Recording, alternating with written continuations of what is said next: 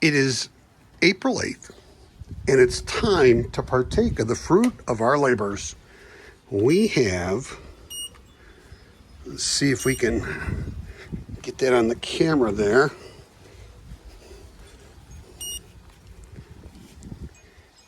It is 90 degrees in the pool right now. That's all from solar.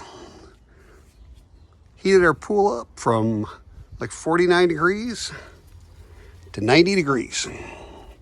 Now it's time to enjoy. Just wanted to share that with you. So I'm gonna go in, get on in, and oh, that feels so nice.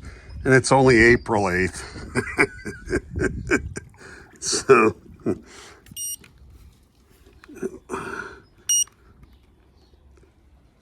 let's say 94. That's because it's on the top of the water. But it's probably about 89 degrees to 90 degrees. So we'll go ahead and set this down. And I think we'll just go ahead and do some swimming. Have a wonderful and blessed day. We are.